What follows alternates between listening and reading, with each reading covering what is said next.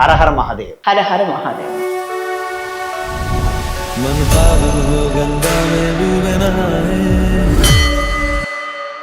స్వామీజీ ధ్యానం చేయడానికి హిమాలయాల్లోకి వెళ్తారు. నరేంద్ర మోడీ గారు కూడా హిమాలయాల్లో వెళ్ళి ధ్యానం చేసి వస్తూ ఉంటారు. హిమాలయాల్లో ఉన్న శక్తి ఏంటి, ఆ ధ్యానం వల్ల పొందే లబ్ధి ఏంటి? హిమాలయాల్లో ఉన్నటువంటి ప్యూరిటీ, ఇంగ్లీష్ తక్కువ,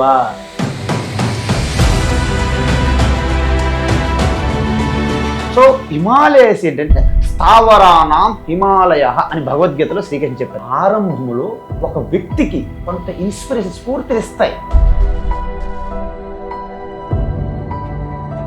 నిజంగా అప్పటి కాలం కానీ ఈ సనాతన భారత్ కానీ రావటం మళ్ళీ సాధ్యం అవుతుందా? సత్యయుగము, త్రేతాయుగము, ద్వాపరయుగము, కలియుగం ఇవి ఎక్కడ ఉండవమ్మా. ఎత్ర నార్యస్తు పూజ్యంతే రమంతే తత్ర దేవతాః. స్త్రీకి గౌరవం ఇవ్వనటువంటి దేశము గాని, మతము గాని, ధర్మము గాని అది నిలబడదు, నాశనానికి దారి.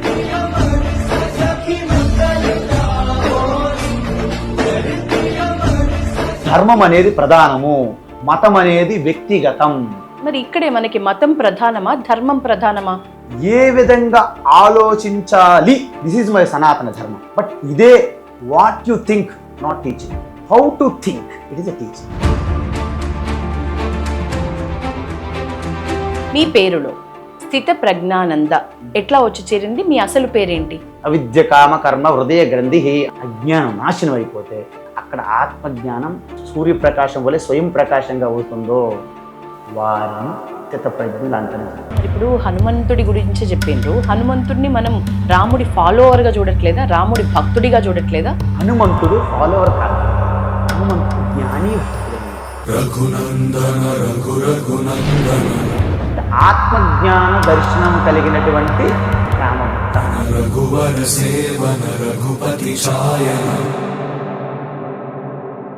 హిందువులు విగ్రహ ఆరాధకుల కాదా? ఖచ్చితంగా విగ్రహ ఆరాధన కాదు. మీరు పశువు ముద్దకు పూజిస్తున్నారా? పశువు ముద్ద ద్వారా గణేష్ని పూజిస్తున్నారా? చాలా మంది హిందువుల్లో కూడా నిజమైన దేవుడు ఎవరు? మంచి ప్రశ్న అడిగారు. నమస్తే, నేను Yashoda. Welcome to Pallavi TV. ఆధ్యాత్మిక జ్ఞానంతో పాటు అంతర్గత ప్రయాణం ముఖ్యం. ధర్మ సంరక్షణతో పాటు సర్వమత సహనం చాలా ప్రధానం. ఇవన్నీ కావాలంటే స్థిత ప్రజ్ఞత అవసరం. మరి ఈ స్థిరమైన బుద్ధి ఈ కలియుగంలో ఎట్లా పొందాలి? మాట్లాడదాం. మనతో పాటు ప్రముఖ ఆధ్యాత్మిక ప్రవచనకర్త స్వామి స్థిత ప్రజ్ఞానంద సరస్వతి గురూజీ మాట్లాడదాం. ఈరోజు మనతో పాటు స్వామి గారు ఉన్నారు. నమస్తే గురూజీ. నమస్తే అమ్మా. బాగున్నారా? అద్భుతం.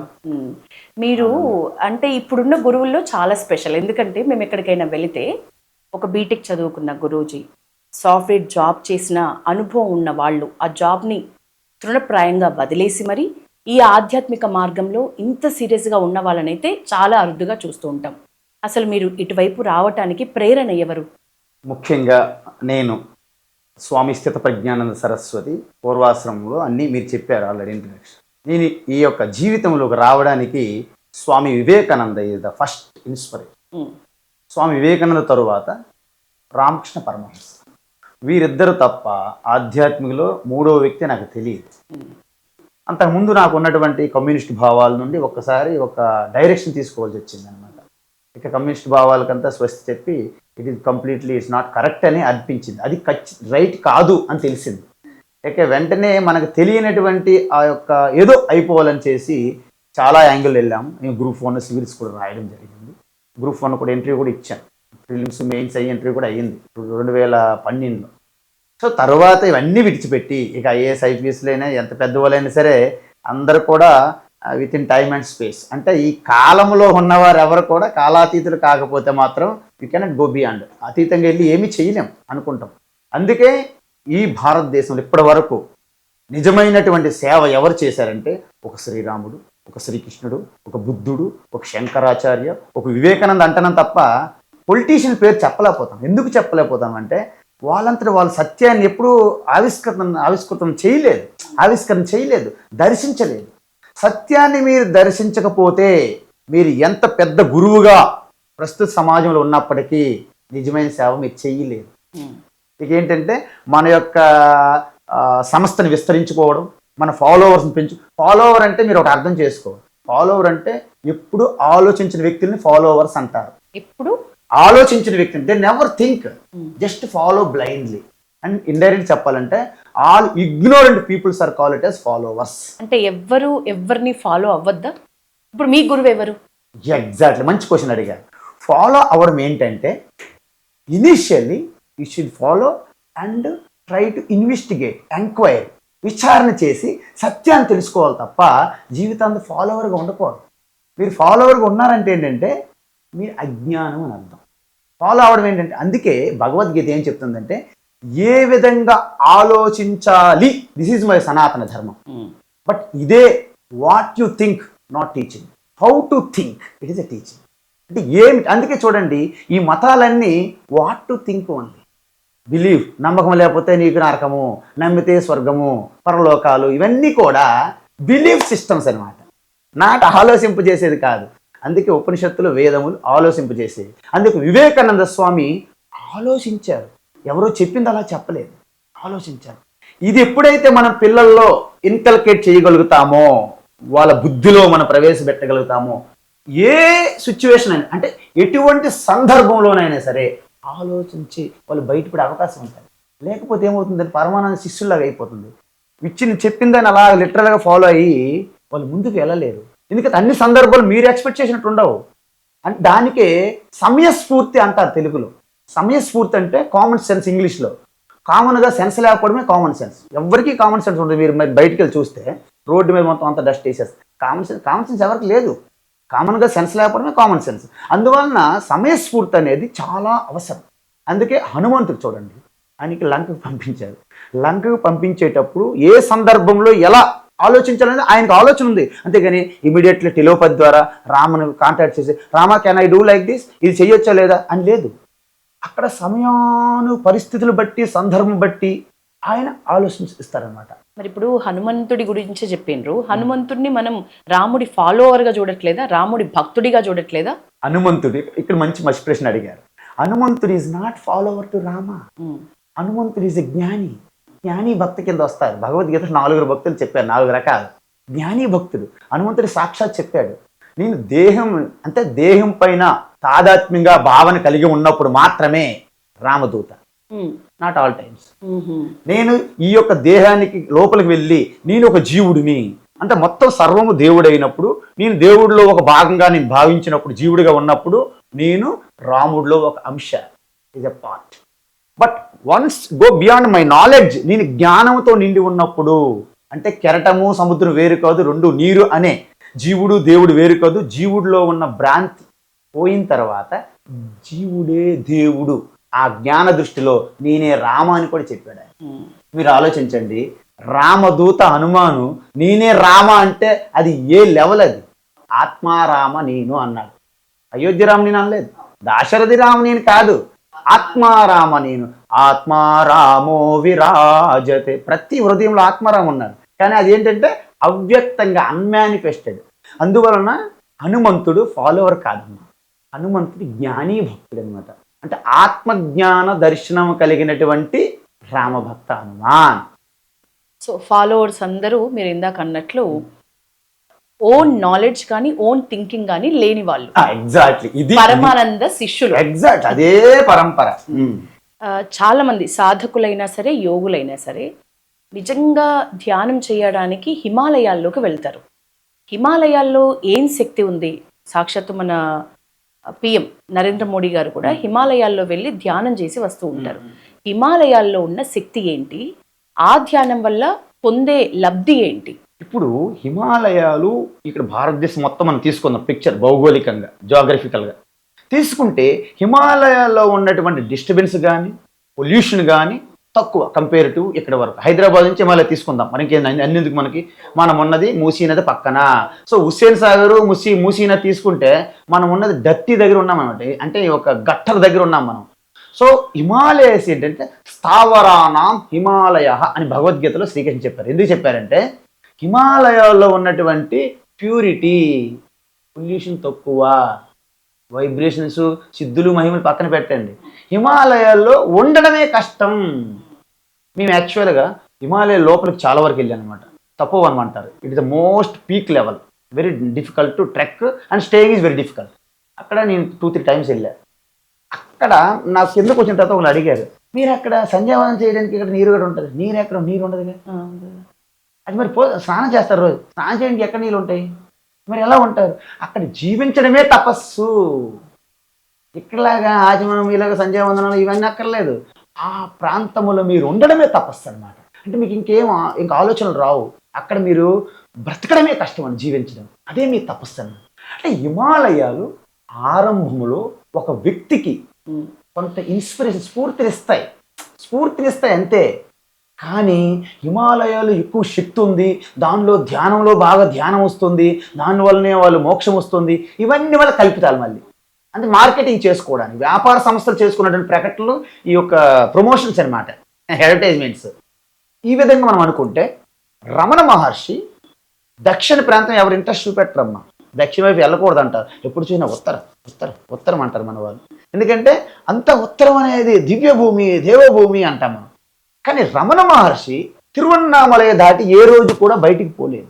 అంటే దాని అర్థం రమణ మహర్షిలో ఉన్నటువంటి ధ్యాన నిష్ట తక్కువ, రమణ మహర్షి రియలైజేషన్ సత్యము కాదా, రమణ మహర్షి యోగి కాదా, రమణ మహర్షి మరి ఏమైనా సాధువు కాదా అంటే ఇవన్నీ తప్పు. రమణ మహర్షి ఉన్న స్థితి వేరు, సాధారణ వాళ్ళకు ఉన్న స్థితి వేరు. సాధారణంగా ఉన్న వాళ్ళకి ఇన్ని సంవత్సరాల పాటు బోధ చేసిన ఏం అర్థం కావడం లేదు. రమణ మహర్షికి ఒక్క అరుణాచల్ అంటేనే ఆయన సమాధిలోకి వెళ్ళిపోయిన పరిస్థితి. అందువల్ల నేను రమణ మహర్షి ఒకటైనా అనుకోకూడదు. ఎవరైతే ఆ స్థితిలో లేరో వాళ్ళకి ఇనీషియల్ ఆరంభంలో ఒక స్ఫూర్తి నింపుతుందమ్మా హిమాలయ రీజియన్. మనం భ్రమలు ఉన్నాయి కానీ అంత భ్రమ నిజం కాదు. కానీ ప్రతి ఒక్కరికి అక్కడ ఎక్కువ మంది అనేక వేల సంవత్సరముల నుండి హిమాలయ ఆ ప్రాంతము సాధారణ జనులకి ప్రజలకి కష్టం కాబట్టి యోగులు తపస్సు చేసేవాళ్ళు దాన్ని భరించి ఆ చలిలో ఆ ఐసులో ఉండి సాధన చేసుకుంటారు కాబట్టి ఆ ప్రాంతం అనేది అలాగా హిమాలయ ఋషులుగా ప్రసిద్ధి చెందింది. అదేవిధంగా రమణ మహర్షిలాగా ఈ దక్షిణంలో కూడా ఎక్కువ మంది ఉండుంటే ఈరోజు హిమాలయాలు వదిలేసి దక్షిణకి వెళ్ళాలనేవాళ్ళం మనం. అంటే ఇది ఒక రకమైన భ్రమ ఉంటుంది జనరల్గా. అందుకే మనం భ్రమలో బ్రతికేస్తుంటాం. ఒకసారి ఫ్లైట్ క్రాష్ అయింది అనుకోండి, మనం ఫ్లైట్లో వెళ్ళొద్దు అనుకుంటాం 10 రోజుల వరకు. వెళ్ళకపోతే అవుతుందా? బస్సు యాక్సిడెంట్, బస్సు ఎక్కకూడదు అనుకుంటాం. ఇది నిజమా? కాదు, భయము, భ్రమ. కాబట్టి హిమాలయాలు అనేవి ఆరంభములో మీకు అద్భుతమైనటువంటి ఉపయోగపడతాయి సాధనకి.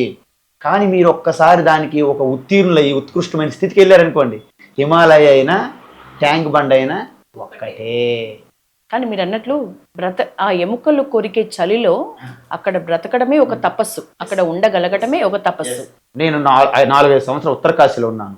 డిసెంబర్లో night time -3, -4 degree centigrade minus.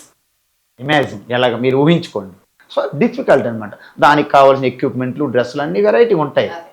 మొఘలులు అలాగే పశ్చిమ దేశాలు వీళ్ళ దండయాత్రకి ముందు మన దేశ చరిత్ర చాలా అద్భుతమైంది. నిజంగా అప్పటి కాలం కానీ ఈ సనాతన భారత్ కానీ రావటం మళ్ళీ సాధ్యం అవుతుందా ఈ కలియుగం? యుగముతో సంబంధం లేదమ్మా, యుగము ఏమి ఉండదు. కాలం యాక్చువల్గా మనకు అనుగుణంగా క్యాలిక్యులేషన్లో మన యుగాలుగా విభజించుకున్నాం. సత్యయుగము, త్రేతాయుగము, ద్వాపర యుగము, కలియుగం ఇవి ఎక్కడ ఉండవమ్మా. ఇలా బార్డర్ లైన్స్ ఎన్ని సంవత్సరాలు కానీ మన పురాణాలు చెప్తాం. కానీ కలికాలం అంటే ఏంటంటే ఎక్కువ మంది అధర్మ పరులు ఉండే కాలాన్ని కలికాలము. ఏమి లేదు అక్కడ. విషయం ఏంటంటే మొఘలులు పశ్చిమ వాళ్ళు ఏదైతే మన దేశం పైన దండయాత్రలు తిరుగుబాటు చేసి వచ్చారో, మన వ్యాపారం కని వచ్చి మనల్ని బానిసలు చేసి మనల్ని పాలించారో, రాకముందు ఉన్నటువంటి ఈ యొక్క సనాతన ధర్మం అనేది అంత గొప్పగా ఉందని కూడా అనుకోవడానికి ఏం లేదు. ఎప్పుడూ ధర్మానికి ఇలాంటి ప్రాబ్లమ్స్ ఉంటూనే ఉంటాయి కాబట్టే మహాభారత యుద్ధం జరిగింది. మనం గమనించాలి. శ్రీకృష్ణునితో ఇప్పుడు అంత రెడ్ కార్పెట్ వేసి అబ్బబ్బబ్బా అంత అద్భుతం ఊహ. శ్రీకృష్ణుడు ఉండేటప్పుడు మొత్తం పూర్తిగా అధర్మ ఛాయలతో అలుముకున్నది అనమాట. అన్ని రాజులు అధర్మ పరులు అనమాట. స్త్రీ అంటే గౌరవం లేదు. స్త్రీకి జుట్టు పట్టుకొని ఒక సభలోకి ఈడ్చుకొని వచ్చి ఒక వ్యవస్థ చేసినటువంటి పరిస్థితి చూసాం మహాభారతంలో.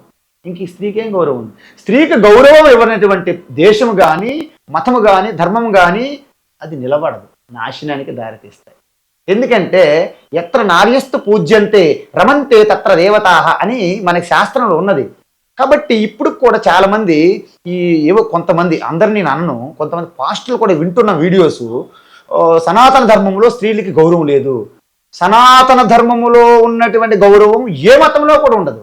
ఎందుకంటే మన తల్లి మాతృదేవోభవ, ఆ సరస్వతి, లక్ష్మి, దుర్గా, ఈవెన్ బ్రహ్మదేవుడు క్యాబినెట్లో ఎడ్యుకేషన్ డిపార్ట్మెంట్ పోర్ట్ఫోలియో ఎవరికి ఇవ్వాలని అడిగితే సరస్వదేవి వచ్చారంట, ఆవిడకి ఇచ్చేశారు. లేడీసే కదా, ఇచ్చేశారు. మరి ఫైనాన్స్ డిపార్ట్మెంట్ లక్ష్మికి, బట్ డిఫెన్స్ అండ్ రక్షణ దుర్గా, మెయిన్ వల్ల వెళ్ళిపోయినాయి స్త్రీమూర్తులకే యాక్చువల్గా. మరి ఇంకేం మగవాళ్ళకి ఎవరికి ఇవ్వరా? ఉన్నది ఒకటి అన్నారండి, ఏంటి? టెలికమ్యూనికేషన్. సో దీని అర్థం ఏంటంటే, ఇది మనకు కామెడీ ఉండొచ్చు కానీ వాస్తవానికి ఏంటంటే ఈ దేశానికి భారత మాత అంటారు, భారత పిత అంటారు, భారత మాత అంటారు. భగవద్గీత తత్వాన్ని చెప్పింది ఎవరు? ఎవరు చెప్పారు? శ్రీకృష్ణుడు. కానీ గీత మాత అంటారా, గీత పిత అంటారా? గీత. మీరు ఏదైనా తీసుకోండి, మాతృత్వంతోనే నిండి ఉంటుంది. మనకు స్వాతంత్రం రావడానికి కారణం కూడా ఒక స్లోగన్ ఉంటుంది, బలమైన స్లోగన్. మీరు చెప్పండి ఒక బలమైన స్లోగను. వందే మాతరం, నా తల్లికి నమస్కారం అని వందే మాతరం చెప్తేనే వాళ్ళు భయపడిపోయేవాళ్ళు. వందే మాతరానికి అంతమందికి ఉరి తీశారు. వందే మాతరంతోనే, ఇంకేం లేదు అక్కడ. వీళ్ళేం కొట్టలేదు, తిట్టలేదు, వందే మాతరం అంటే చాలు. అరే భగత్ సింగ్, రాజుగురు, సుఖదేవులు వందే మాతరం ఉరికంబలు ఎక్కారు అంటే తల్లి. మీరు అందుకే మనకి ఏ భాషలు, చాలా భాషలు, 24-25 భాషలు ఉన్నాయి అఫీషియల్గా. అన్అఫీషియల్ ఎన్ని ఉన్నాయో తెలియదు మన ఇండియాలో కూడా. ఈ 26 భాషల్లో ఏ భాషలో అయినా సరే అమ్మ, మా ఏదైనా సరే తెలిసిపోద్ది ఎదుటడి. మీరు గాలి తిట్టారనుకోండి, లాగి కొట్టేస్తారు. ఎందుకు? మా అన్న, అమ్మ అన్న, మా ఏదైనా సరే తెలిసిపోద్ది తల్లి. వాడు ఎంతవరకైనా మిమ్మల్ని ఒప్పుకుంటాడు. తల్లి వరకు వచ్చారా వాడు ఎవడు ఆగడు. చిన్నపిల్లడైనా, పెద్దవాడైనా, ఈవెన్ మూర్ఖుడైనా ఊరుకోడు. ఎందుకంటే తల్లి అనేది మీ హృదయస్థంలో మనకు తెలియకుండానే ఒక స్పందన. ఆ అంటే సృష్టి స్టార్టింగు, మా అంటే లయము, మధ్యలో ఉన్నదే సృష్టి. అంటే ఓంకారము తర్వాత అంత గొప్ప పదం ఉన్నది అనుకుంటే అమ్మ నిజం. This is true. స్వామీజీ, వందే మాత్రం కూర్చిందాక అన్నారు. నిన్న మన రాష్ట్ర అసెంబ్లీలో వందే మాత్రం గీతం వస్తున్నప్పుడు ఎంఐఎం పార్టీకి సంబంధించిన వాళ్ళందరూ కూడా బయటికి వెళ్ళిపోవడం జరిగింది, గీతం ఆలపించినంత సేపు కూడా. సో ఇట్లాంటి దౌర్భాగ్య పరిస్థితి మన రాష్ట్రంలోనే కాదు, మన దేశంలో చాలా ప్రాంతాల్లో ఉంది. ఇట్లాంటి నేపథ్యంలోనే నిజానికి సనాతన ధర్మాన్ని కాపాడుకోవాలంటే ఏం చేయాలి? సనాతన ధర్మం కాపాడుకోవాలంటే ఒకటేనమ్మా. ఇప్పుడు వాస్తవానికి ఎంఐఎం అంటున్నాం మనం. ఎంఐఎం కానీ, ఇస్లాం మతం కానీ, క్రిస్టియన్ మతం కానీ, వీళ్ళతో మనము ఒక రకమైన ఇబ్బందిగా ఫీల్ అవుతున్నాం. వాస్తవానికి ఎందుకు ఫీల్ అవుతున్నామంటే ఆ మతంలో ఉన్నవారే ఎక్కువ ఫీల్ అవుతున్నారు మనకంటే. మనకు తెలియట్లేదు, బయటపడట్లేదు వాళ్ళు. ఇస్లాము, క్రిస్టియన్ మతంలో చాలామంది శాస్త్రవేత్తలకి టార్చర్ పెట్టి చంపేశారు. ఎందుకంటే వారు నమ్మకం మీద నిలబడ్డారు, నిజం మీద, తత్వం మీద, జ్ఞానం మీద నిలబడలేదు ఆ మతాలు. మతం అంటే అభిప్రాయాలు. మనకి మతం ఉంది, హిందూ మతం, అది అభిప్రాయాలే. అందువల్ల మన మతం వల్ల మనం ఫెయిల్డ్, మన ధర్మం వల్ల నిలబడగలుగుతున్నాం ఈ రోజుకి కూడా. అందువల్ల మతంలో ఎప్పుడు కూడా మతాలు సమానం కావు. మీ అభిప్రాయం వేరు, నా అభిప్రాయం వేరు కదా. మీ ఫుడ్ హ్యాబిట్లు వేరు, నా ఫుడ్ హ్యాబిట్లు వేరు కదా. మీకు ఇంట్రెస్ట్, మీ డ్రెస్ ఇంట్రెస్ట్ వేరు, నా డ్రెస్ ఇంట్రెస్ట్ వేరు కదా. అన్నీ వేరు వేరు. అంటే మీ అభిప్రాయాలన్నీ మీ మతం, నా అభిప్రాయాలన్నీ నా మతం. ఇద్దరిని బలవంతం చేసి పాటించండి తప్పు కదా. అందుకే వాళ్ళు ఏం చేస్తున్నారంటే వాళ్ళకి ఒక ధర్మం బేస్ కాదు, ఆధారం లేదు. కాబట్టి మేము నెంబర్ తక్కువైపోతుంది అని ఎక్స్పాన్షన్ మోడ్ అని అక్కడ స్టార్ట్ అయ్యింది. ఇన్సెక్యూర్ ప్రాబ్లం, అభద్రతే దీనికి కారణం. అందువలన కన్వర్షన్ స్టార్ట్ చేశారు, మత మార్పిడి, మొత్తం మార్చుకోవడం. ఎప్పుడైతే conversion is violence, conversion is equal to synonym violence start అవుతుంది. ఎందుకంటే ఇప్పుడు నేను ఈ విధంగా కాషాయం బట్టలు వేసాను, మిమ్మల్ని బలవంతంగా కాషాయం వేయమంటే అది ఏం సందర్భం ఉచితంగా ఉండదు. ఈ విధంగానే మన సనాతన ధర్మం అనే పేరులో కూడా అనేక మతాలు ఉన్నాయి. మరి ఇక్కడే మనకి మతం ప్రధానమా, ధర్మం ప్రధానమా? ఏ దిశగా ఆలోచించాలి? ఎగ్జాక్ట్లీ, ఇప్పుడు మంచి ప్రశ్న వేశారు. ధర్మం అనేది ప్రధానము, మతం అనేది వ్యక్తిగతం, ధర్మం అనేది సమాజం కోసము. కాబట్టి మన సనాతన ధర్మములో ఉన్న కొన్ని గ్రూపులు ఉన్నాయి. వీరశైవిజం సపోజ్, కొంతమంది అందరు వీరశైవం, అందరు వీరశైవం కాదు, శ్రీ వైష్ణవం సపోజ్, ఇస్కాన్, అదే విధంగా బ్రహ్మకుమారి, ఇలా నంబర్ ఆఫ్ గ్రూప్స్ ఉన్నాయి. అన్ని కూడా మళ్ళీ ఒకటి కాదు, మళ్ళీ ఇప్పుడు ఇస్కాన్ ఉన్నది. ఇస్కాన్ వాళ్ళ లక్షణం ఏంటంటే, వారి యొక్క స్థితి ఏంటంటే, స్థితిగతులు ఏంటంటే, కృష్ణ ఈజ్ అల్టిమేట్. అంతే. ఇంకా వేరే దేవి దేవతలు మీరు ఎవరిని చెప్పినా డెమి గాడ్ అంటారు. సో అక్కడ వాళ్ళకున్న ప్రాబ్లం ఏంటంటే, సనాతన ధర్మములో ఒక మతం ఇస్కాన్. సనాతన ధర్మం కాదు, సనాతన ధర్మం అనేది సాగరం, సముద్రం. దాంట్లో ఒక కెరటం అనేది కెరటము చిన్నది. ఈ సనాతన ధర్మంలో ఇస్కాన్ అనే గ్రూప్ ఒక మతం. వాళ్ళ అభిప్రాయాలు, వాళ్ళు హరే కృష్ణ ముందు అనుకుంటారు, అంటే హరే రామ. ఇప్పుడు వీరశైవులు వైష్ణవులు అని ఆల్వార్లు నాయనార్లు అని తమిళనాడు స్టార్ట్ అయిన గొడవ అది. ఇప్పుడు వాళ్ళేమంటారంటే, ఇప్పుడు కూడా శ్రీమన్నారాయణ అనే ఒక గ్రూప్ ఉంటది అనమాట. వాళ్ళకి ఏ దేవాలయం రామాలయం చూసినా వాళ్ళకి శ్రీమన్నారాయణ కనిపిస్తాడు. దీన్ని ఏదో రకంగా మార్చేయాలి శ్రీమన్నారాయణ అనే దృష్టి ఉంటుంది అనమాట వాళ్ళకి. సో శ్రీమన్నారాయణ అనే గ్రూప్ ఏదైతే ఉందో అది ఒక మతం. దేంట్లో? హిందూ ధర్మంలో. అందువలన వాళ్ళు కూడా హిందూ ధర్మానికి రిప్రజెంటేటివ్స్ కాదు. మీరు ఎవరినే తీసుకోండి. సనాతన ధర్మం ఏం చెప్తుంది? సనాతన ధర్మం అంటే ముస్లింలు కూడా సనాతనులే, ఇస్లాములు కూడా సనాతనులే, హిందువులు కూడా సనాతనులే. వాస్తవానికి భూమి మీద ఉన్న ప్రతి మనిషి సనాతన ధర్మీయే, సనాతన ధర్మం చెందినవాడే. ఇప్పుడు సముద్రంలో కొన్ని కెరటాలు ఒప్పుకొని నేను నీటి స్వభావాన్ని, నీటి స్వరూపాన్ని, నేను సముద్ర స్వరూపాన్ని అని కొన్ని కెరటాలు ఒప్పుకొని అనుకోండి, సనాతన ధర్మం గురించి అంటే సముద్రం గురించి తెలుసుకున్నట్లు లెక్క. కొన్ని కెరటాలు సముద్రంతోనే ఫైట్ చేస్తుంటాయి అంటే సముద్రం గురించి తెలుసుకోలేదని అర్థం. ఇప్పుడు ఈ గ్రూపులకి మిగతా వాళ్ళకి తేడా ఎక్కడ వచ్చిందంటే, ఆది శంకరాచార్యకి ఇంత ప్రసిద్ధి ప్రాముఖ్యత ఎందుకు వచ్చిందంటే, ఆయన మతం గురించి చెప్పలేదు, ఆయన ధర్మం బోధించారు, తత్వం బోధించారు. సనాతన ధర్మం అంటే ఏంటి? అయం నిజోపరో వేతి గణన లఘు చేతసాం ఉదార చరితానాం తు వసుదైవ కుటుంబకం అని చెప్పారు. ఏ యథా మాం ప్రపద్యంతే తాంస్తతైవ భజామ్యహం మమ వర్త్మాను వర్తంతే మనుష్య పాత సర్వశ. గీతలో చెప్పారు భగవాన్ శ్రీకృష్ణ. అంటే అర్థం ఏంటంటే, ఈ సృష్టి అంతా కూడా అణువు శివుని ఆజ్ఞ లేని చీము ఎలాగైతే కుట్టదో, కంకర ఎందు శివ ఎలాగైతే సర్వంగా వ్యాపించి ఉన్న తత్వానికి విష్ణు అని పేరు. శివ విష్ణు అనే భేదము లేకుండా దేవి గణేష సూర్య సకల పంచభూతం నక్షత్రాలు గ్రహాలు అన్నీ కూడా పరమాత్మ యొక్క స్వరూపము, విరాట్ స్వరూపంగా భావన చేస్తే మీరు కూడా పరమాత్మ స్వరూపంలో ఉంటారు, వేరుగా ఉండరు. ఈ తత్వాన్ని దర్శించినప్పుడు ఏకం సత్ విప్రాహ బహుదా వదంతి, జ్ఞానినః బహుదా వదంతి. విప్రాహ అంటే జ్ఞానినః అని అర్థం. ఈ తత్వ దృష్టితో చూసుకుంటే, దృష్టిం జ్ఞానమయం కృత్వా, జ్ఞానం అని ఎందుకంటే పొరలు కట్టిసి ఉన్నాయి కదా మనకి, అజ్ఞానమైన పొరలు. ఈ పొరలు పోయి జ్ఞాన దృష్టితో మీరు చూసినప్పుడు అంత పశ్యేత్ రామమయం జగత్ విబరే రామరసం, తక్కువేమి మనకు రాముండు అక్కడుండే వరకు అని రామని తీసుకుంటే రాములో దేవతలు మీరు దర్శించగలరు. కానీ కొంతమంది ఏం చేస్తున్నారంటే, రామాయణం రాసింది ఎవరు? వాల్మీకి బోయేవాడు కాబట్టి, ఆయన బ్రాహ్మణుడు కాదు కాబట్టి రామాయణం ఆయన చెప్పిన తపస్సు తక్కువ అని భ్రమ కొంతమందికి. రామ పేరు కూడా పెద్దది ఏం కాదు, ఆయనకి ఏదో ఒక శక్తి ఇచ్చినటువంటి పదం యాడ్ చేస్తే బాగుండు నారాయణని. సో రామనారాయణ ఒక పైత్యం, ఇది ఒక పైత్యం. అదేవిధంగా రామదాసు ఆయన దర్శించేటప్పుడు, భద్రుడు దర్శించేటప్పుడు విష్ణుమూర్తి దర్శించాడు. ఆయన ఏమన్నాడంటే, నువ్వు నాకు విష్ణు నారాయణ నాకు అక్కర్లేదు, నాకు రాముడు కావాలన్న. ఎందుకంటే రాముడు కోసం తపస్సు చేశాడు ఆయన. శ్రీరామచంద్రుడి చరిత్రం కావాలి. అప్పుడు ఏం చేశాడు? శంకు చక్రాలు మొత్తం రివర్స్ అయినాయి.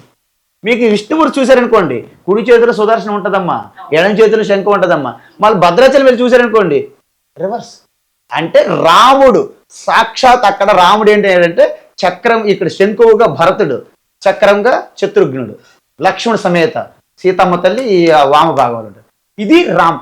అయితే అదే భద్రాచలములు ఈ మధ్య జరుగుతున్నటువంటి ఎంత ఎలా ఉందంటే, మన సనాతన ధర్మం కూడా మనం సరిగ్గా తెలియకుండా విభజించేస్తున్నాం. నా స్వార్థం కోసం, ధర్మం కోసం ఉండాలి. ఫస్ట్ దేశం ఉంటే ధర్మం ఉంటుంది కదమ్మా. ఫస్ట్ దేశం, తర్వాత ధర్మం, తర్వాత మీ కుటుంబం, లాస్ట్కి మీరు. ఇప్పుడు మన వాళ్ళు ఏం చేస్తున్నారు? నేను ఫస్ట్, తర్వాత ఫ్యామిలీ, తర్వాత ధర్మం, తర్వాత దేశం. ఇది ఏమవుతుంది? మొత్తం సర్వనాశనం అవుతుంది. అప్పుడు నీ దేశం ఉండదు, నీ ధర్మం ఉండదు, నీ కుటుంబం ఉండదు, లాస్ట్ నువ్వు ఉండవు కదా. సో ఇది మన యొక్క తప్పుడు ఆలోచన. అందువలన త్యాగరాజు ఏం చేశారంటే, మొత్తం రామ అని మొత్తం ఇంత గొప్ప శబ్దం ఉపనిషత్తులో ఉంది. రామ రహస్యోపనిషత్తు, ఎన్నో ఉపనిషత్తులు ఉన్నాయి. కలిసి అంతరణతో పురుషంతో చాలా మంది ఉంటాయి. ఈ ఉపనిషత్తులన్నింటిలో రామ్ ఏంటంటే ఇక్కడ వైష్ణవని శైవజం లేదు రామ శబ్దంలో. నేను ముందే చెప్పాను మీకు, శైవులని వైష్ణవులని ఒక గ్రూపులుగా ఉన్నవారు ఇస్కానీ గ్రూపులుగా సముద్రంలోని కెరటాలు లాంటివి సనాతన ధర్మం రిప్రజెంటేటివ్ కాదు.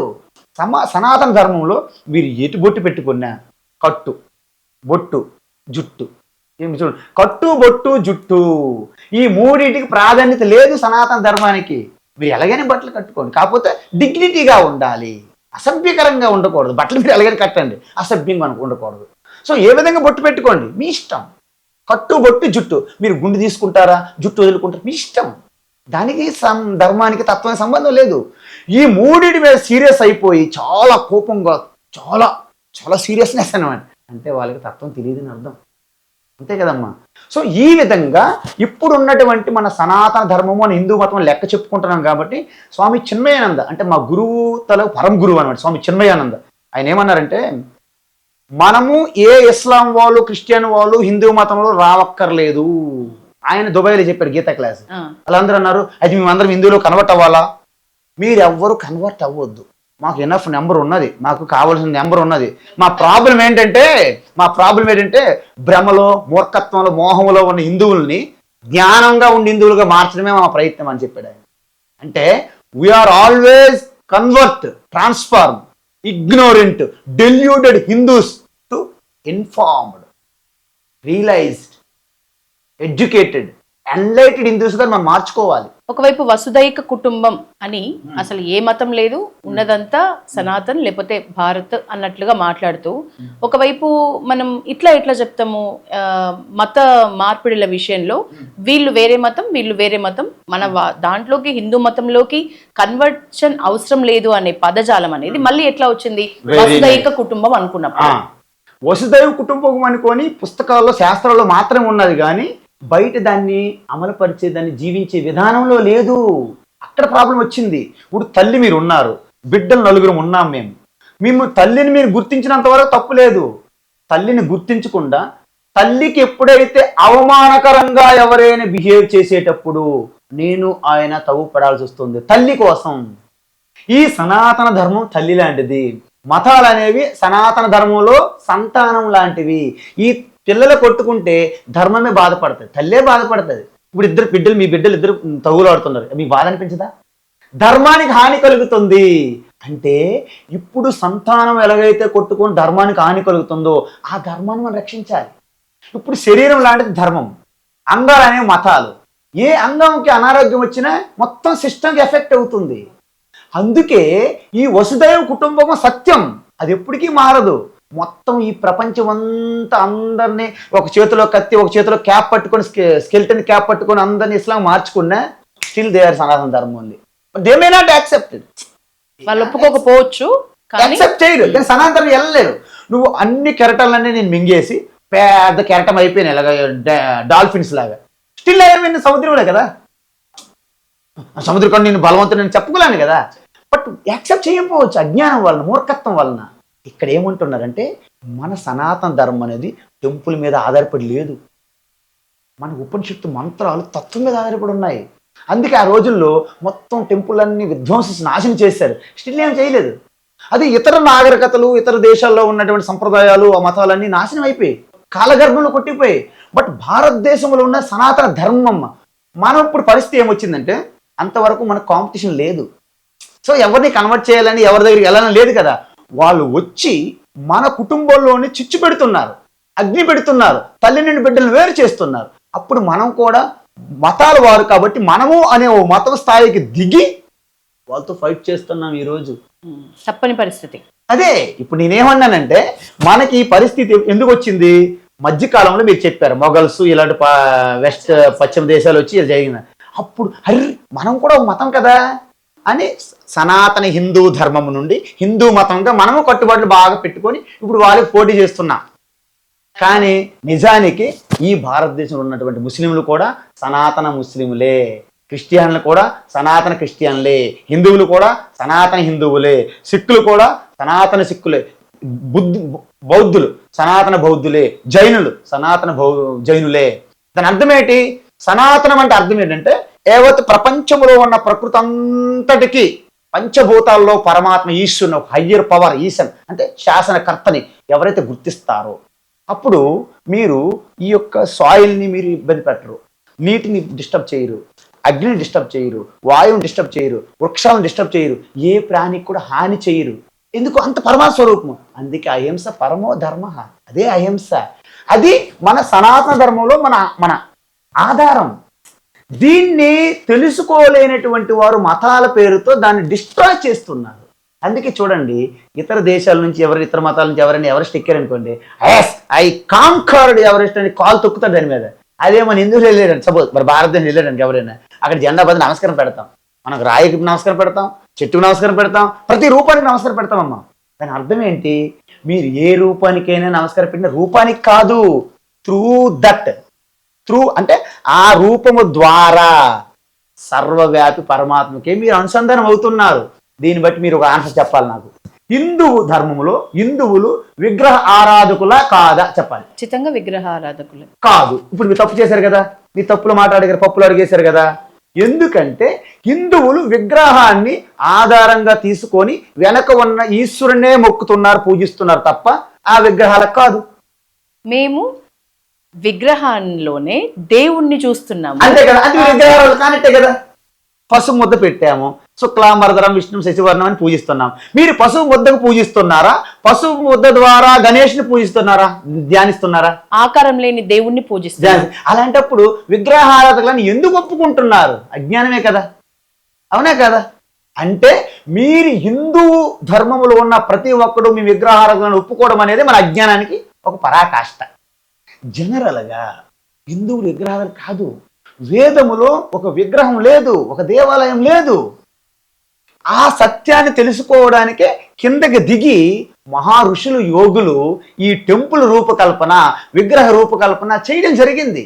అంటే మనం అందుకోవడానికి ప్రతి ఒక్కరు కూడా ఆ తత్వాన్ని చేరుకోవాలి. టెంపుల్ కి, శివాలయంకి వెళ్తూ ఉంటాము. అవును. అక్కడ ఉన్న లింగాకారానికి మొక్కుతాము. అవును. దేవుడు అందులో ఉన్నాడని నమ్ముతాము. ఎస్, ఉన్నాడు కూడా. ఎందుకంటే దేవుడు అనేవారు శివలింగంలో మాత్రం ఉన్నాడు కాదమ్మా, మీలో ఉన్నాడు, గోడలో ఉన్నాడు, గాలిలో ఉన్నాడు, అగ్నిలో ఉన్నాడు, వాయువులో ఉన్నాడు. కానీ ఇదంతటినీ నేను గ్రహించలేను, నేను దర్శించలేను. కాబట్టి శివలింగంలో దర్శిస్తాను. మంచిది, గాడ్ బ్లెస్ యూ, దర్శించండి. అంటే శివలింగం అనేది అనంత రూపాలకి ఒక చిహ్నం. లింగ్యతే అనేన ఇది లింగ. అంటే శివస్వరూపాన్ని మీకు తీసుకెళ్లేదే శివలింగం అని అర్థం, సంస్కృతం. ఇప్పుడు ఇక్కడే గొడవ వచ్చింది గురుగారు. ఇప్పుడు నేను లింగానికి మొక్కుతా, సో నేను శివుని భక్తురాలని, నేను ఒప్పుకుంటా. మీరు ఇందాకన్నారు రాముడే సకల దేవుడు అన్నా. ఇక్కడే చాలా మంది హిందువుల్లో కూడా నిజమైన దేవుడు ఎవరు? ఇప్పుడు చెప్తాను. మంచి ప్రశ్న అడిగారు. ఇదే నేను చెప్పాలని నా యొక్క తపన. ఇప్పుడు వాస్తవానికి నిజమైన దేవుడు ఎవరంటే, మీరు చూస్తున్న రూపాలు ఏ రూపం నిజమైన దేవుడు కాదు. నిజమైన దేవుడు ఏంటి?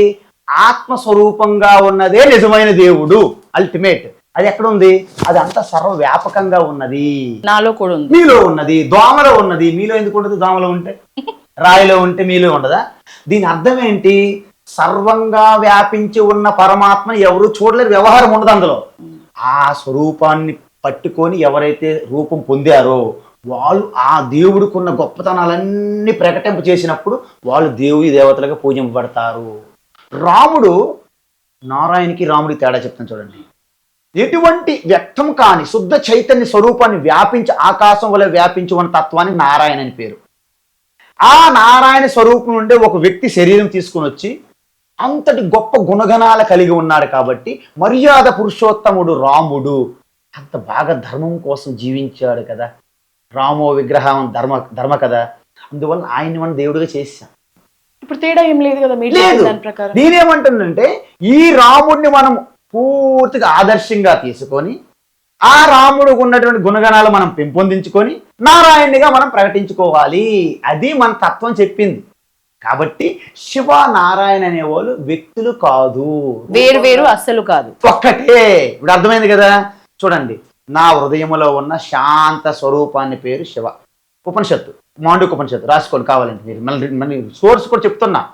శాంతం శివం అద్వైతం, 7వ మంత్రం మాండూక్య ఉపనిషత్తు. శాంతం పరమశాంతి, శాంతం శివం, దాని పేరు శివం. దాని పేరు మంగళకరం. అదే అద్వైతం ఆత్మ. ఓకేనా? అదే వ్యాపించి ఉంది కదా, అంతః బహిః తత్సర్వం వ్యాప్య నారాయణే స్థిత. ఇదే ఆత్మ మీ లోపలుంటే శివ, అదే వ్యాపించి ఉన్నది, లోపల బయట అదే ఉన్నది కాబట్టి నారాయణ. సో ఇక్కడ భక్తుడు రాముడిలో శివుణ్ణి చూసుకోగలడు, వెంకటేశ్వర స్వామిలో శివుణ్ణి చూసుకోగలడు, శివుడిలో వెంకటేశ్వర స్వామిని చూసుకోగలడు. అలాగే కాదు, రాముడిలో సకల దేవతలు చూసుకోవచ్చు, వెంకటేశ్వర స్వామిలో సకల దేవతలు చూసుకోవచ్చు, సమ్మక్క సారక్కలో కూడా అనంతమైన సకల దేవతలు చూడొచ్చు. యాదగిరి గుట్ట కానీ, మనకి ఇక్కడ కేసరగుట్ట కానీ, భద్రాచలం కానీ, అక్కడ శ్రీశైలం కానీ, సింహాచలం కానీ, అన్నవరం కానీ, ఎక్కడైనా సరే మీకు ఒకటే గుర్తుపెట్టుకోండి, ఈ సృష్టిలో ఏదైనా ఒక పెన్ను తీసుకోండి, ఓం నమో నారాయణ అని మీరు జపం చేయొచ్చు. పెన్ను కూడా నారాయణే, పెన్ను కూడా శివే. ఇది మన అసలు తత్వం. అదే నాకు ఆశ్చర్యం వేస్తుంది. ఇంత సింపుల్గా ఇంత ఋషులు యోగులు దర్శించిన ఈ తత్వాన్ని పక్కన పెట్టి శివలింగం ఇంట్లో ఉంటే శ్మశానం అని చెప్పే గురువు ఏమి గురువు? ఆయన గురువు అవుతారా? అవరు కదా. శివలింగం ఇంట్లో ఉంటే మన శ్మశానంతో సమానంగా ఒక పెద్ద ఆయన అన్నారు అనుకుందాం, ఆయన గురువే కాదు. అయితే అలాగే అలాంటప్పుడు ఈ నిష్ణాతుల్ని గుర్తుపట్టడం ఎట్లా? ఇప్పుడు మీరు అన్నారు ఒక గురువుకి గాని, స్వామీజీ, సన్యాసి, జ్ఞాన యోగి, వీళ్ళందరిట్లో నిష్ణాతులు వీళ్ళని మనం వీళ్ళు చెప్పే మాటల్ని మనస్ఫూర్తిగా పూర్తిగా నమ్మొచ్చు అని తెలియాలంటే ఎట్లా తెలియాలి? అంటే ఒకటే మార్క్స్ ఏం లేవు, సింబల్స్ ఏమి ఉండవు. ఒకటే ఎలాగంటే, ఎవరైతే తనకు తానుగా ఒక స్థితిని చేరి ఉద్ధరించుకోబడి ఇతరులకు కూడా ఎటువంటి లాభాపేక్ష, ఎటువంటి హోప్స్ అండ్ ఎక్స్పెక్టేషన్స్ లేకుండా తనకు వీలు కలిగినంత వరకు సేవ చేస్తూ తన స్థితిలో తను ఉన్నవారు నిజమైన గురువు. యాక్చువల్గా అలాంటి గురువుని మీరు కనిపెట్టాలి అంటే మీలో అత్యంత ఆవేదనతో ఉన్న తపిస్తున్నటువంటి హృదయం కలిగి ఉండాలి. సత్యాన్ని నేను తెలుసుకోవాలి అనే ఒక తపన మీలో ఉండేటప్పుడు, ఈశ్వరుని మీరు ప్రార్థించినప్పుడు, మీరు ఏడ్చినప్పుడు, మీరు ఈశ్వరుని ప్రార్థించి ఎప్పుడైతే అలాగ సేమ్ అదే తపనతో ఉంటారో, ఆ సర్వంగా వ్యాపించిన పరమాత్మని ఒక వ్యక్తికి మీకు కల్పిస్తారు. ఇలాంటి వాళ్ళకే, ఎవరైతే బయటపడాలని తప్పించి బాధపడుతుంటారో వాడిని బయటికి లాగుతారు. ఎవరైతే ముగ్గురు పిల్లలు ఉంటారో, ముగ్గురు ఆడుకుంటుంటారు, ఏ పిల్ల అయితే తల్లి తప్ప నాకు ఏమి వద్దు అనుకున్న వాడికి తల్లి వెళ్ళి తీసుకుంటాం తన ఒడిలోకి. ముగ్గురు తీసుకోమని తీసుకోదమ్మా, వాళ్ళ ఆటల్లో బిజీగా ఉన్నారు, వాళ్ళెందుకు తీసుకుంటుంది అమ్మా? ఏ పిల్ల అయితే నాకు ఆట వస్తువులు వద్దు, నాకేమి వద్దు, అమ్మ ఒడి తప్ప నాకేం వద్దు అంటే అమ్మ వెళ్ళే ఒడిలో పెట్టుకున్నది ఆ బిడ్డని. ఈ ఈశ్వర కూడా అలాగే ఉంటుందమ్మా, ఒక వ్యక్తి కాదు. ఈ వ్యాపించి ఉన్న ఈశ్వరుల్లో మీ ప్రార్థన ఏదైతే ఉందో అత్యంత శుద్ధమైనటువంటి కపటం లేకుండా పవిత్రమైనటువంటి ఆర్తనాదం మీలో నుంచి వచ్చినప్పుడు ఆ ఈశ్వరుడి కృపతో ఒక గురువుని తారసపడేటట్టు చేస్తాడు. ఆయన నిజమైన గురువు. ఆ గురువు ఎవరైనా కావచ్చు, మీ సిస్టర్ కావచ్చు, మీ బ్రదర్ కావచ్చు, మీ చిన్నాన్న కావచ్చు, మీ అంకులు కావచ్చు, బయట తిరుగుతున్న బిచ్చగాడు కావచ్చు, మార్కెట్లో ఉన్నటువంటి న్యూ మార్కెట్లో ఉన్నటువంటి కూరగాయల వ్యాపారి కావచ్చు, ఒక విలేకరు కావచ్చు, ఒక పొలిటీషియన్ కావచ్చు, ఒక బిజినెస్ ఎవరైనా కావచ్చమ్మా, ఒక జంతువు కూడా కావచ్చు ఆ టైంలో. మరి ఎందుకంటే దత్తాత్రేయ 24 తత్వాలు అంటారు. 24 తత్వాలు అలాగే నేచర్ నుండి మనం నేర్చుకోవాలి. ఈ మొత్తం ప్రకృతి 24 తత్వాలతో ఉన్నదని అర్థం. కాబట్టి నిజమైన గురువుని మనం తెలుసుకోవాలంటే మనలో ఆ నిజ తత్వాన్ని తెలుసుకోవాలనే ఆ జిజ్ఞాస కలిగి ఉండాలమ్మా, ముముక్షత్వం కలిగి ఉండాలి. లేకపోతే కుదరదంటారు. ఒక కుర్రోడు వివేకానంద స్వామి ఉదయాన్నే స్నానం చేసుకుంటాడు నది దగ్గర. వెళ్ళాడు, స్వామి స్వామి నాకు దేవుడిని చూపెట్టాను. చూస్తావా నిజంగా? ఓకే, అయితే తీసుకెళ్ళి ఆయన్ని నీటిలో ముంచి పెట్టాడు. ఆయన బయటకు లాగుతున్నాడు. వివేకానంద స్వామి చాలా మంచి హెఫ్టీ పర్సన్ అన్నమాట, హెఫ్టీ పర్సనాలిటీ. మరకంత గట్టిగా అడిచిపెట్టాడు అన్నమాట. ఇంకా అలా అన్నాడు. ఇంకా మూడోసారి అడిచిపెట్టేసరికి ఆయన ఇంక సైలెంట్ అయిపోతున్నాడు. వెంటనే జుట్టు పెట్టుకుని బయటలాగా బాబు అంతే చాలాసేపు అడ్జస్ట్మెంట్ చేశారు, బ్యాలెన్స్ చేస్తే అప్పుడు మళ్ళీ నార్మల్గా వచ్చాడన్నమాట సాధారణంగా. అయితే లోపల నేను అడిచిపెట్టేటప్పుడు నువ్వేం కోరుకున్నావు? ఒక మంచి బంగళా కావాలని ఏమో కోరుకున్నావా? మంచి ఉద్యోగం, మంచి వ్యాపారం, సో అందమైన ఒక ఆడపిల్లని పెళ్లి చేసుకోవాలని అనుకున్నాను. నో నో నో చచ్చిపోతాను, ఊపిరి దొరికితే చాలనుకున్నాను. అంటే ఆ స్థితిలో ఊపిరి తప్ప ఏమీ కోరుకునే అవకాశమే లేదు. మీరు కూడా నేను ఉద్ధరించుకోవడానికి, నేను మోక్షం పొందడానికి, అనంతమైన శక్తి పొందడానికి, అనంతమైన శక్తి స్వరూప ఈశ్వర నేనే తెలుసుకోవడానికి తప్ప మీరు తప్పించి వేరేవన్నీ విడిచిపెడితే గురువు మీకు వస్తారు, నిజమైన గురువు వస్తారు. ఇందాక మనం ఇన్ని విషయాలు మాట్లాడుకున్నాం. ఇప్పుడు దేవుడు ఒక్కళ్ళే, ఇటు పక్కన మనం మతం గురించి మాట్లాడుకుంటే మతం అనేది చాలా చిన్న టాపిక్, ధర్మం ముందు, కట్టుబాట్లు, నియమాలు, నిబంధనలు ఇవన్నీ మతం. మతం ఇవన్నీ కలిస్తే మతం. కానీ ధర్మం చాలా పెద్ద పెద్ద విషయం. ధర్మం ఒక్కటే సత్యం, ధర్మం ఒక్కటే మతం అనేది మిథ్య. మరి ఇప్పుడు పురాణాలని నేపథ్యంగా తీసుకొని మన భారతాలు కానీ మన రామాయణం కానీ అందులో ఉన్న విషయాన్ని ఒక కథా వస్తువుగా తీసుకొని చాలా సినిమాలు వస్తున్నాయి. ఆ సినిమాలు యువత మీద కానీ ఇప్పుడు పెరుగుతున్న పిల్లల మీద కానీ చాలా ప్రభావాన్ని చూపిస్తున్నాయి. రీసెంట్ గా వచ్చిన ఒక మూవీలో కర్ణుడే అసలైన హీరో లేదు, లేదు అర్జునుడు అసలైన హీరో లేదు, శ్రీకృష్ణుడే అల్టిమేట్ హీరో. ఇది ఒక ఫైట్ అనేది ఆ మూవీ ద్వారా చాలా జరిగింది. నిజమైన హీరో మొత్తం భారతంలో కర్ణుడే అని ఒప్పుకునే వాళ్ళు, కర్ణుడు కాదు కృష్ణుడే అసలైన హీరో అని వాదించే వాళ్ళు. సో వాళ్ళని మీరు ఇందాక అన్నట్లు పరమానంద శిష్యులు, మీ మాటలో చెప్పాలంటే వాళ్ళని ఫాలో అవుతున్న వాళ్ళు, ఇతనే హీరో అని, ఆ పరమానంద శిష్యులు. సో పురాణాలను తీసుకొని కథా వస్తువులుగా సినిమాలు తీయటం మంచి విషయమేనా? ఇప్పుడు ఉన్న నేటి సమాజంలో మంచి మంచి అంటే యాక్షన్ మూవీస్ కానీ కామెడీ జానర్ కానీ వదిలిపెట్టి మహా డైరెక్టర్లు కూడా కథా వస్తువులుగా మన పురాణాలని తీసుకోవటం మంచి విషయమే. అయితే ఆ పురాణాల్లో ఏం చూపిస్తున్నారు అనేది మీకు నచ్చుతోందా? మీరు సినిమాలు చూస్తారా? ఏం చెప్పాలి ఏం చెప్పకూడదు అనేది కరెక్ట్ గా పాటిస్తున్నారా ఈ డైరెక్టర్స్? ఎందుకంటే వాటి ప్రభావం చాలా ఈజీగా నేరుగా ఉంటుంది పిల్లల్లో, యువతలో. ఇప్పుడు వేదము యొక్క అల్టిమేట్ తత్వం ఉపనిషత్తులు, దాన్ని బ్రహ్మ విద్య అంటారు. అదొక్కటి చాలు, ఇంకేం లేవు. కానీ ఆ స్థితి మనకు లేదు కాబట్టి, అంత యోగ్యత మనకు లేదు కాబట్టి ఎవరిని కూడా విడిచిపెట్టడం లేదు. అంత కరుణామయులు అనమాట యోగులు, ఋషులు, మన పూర్వీకులు.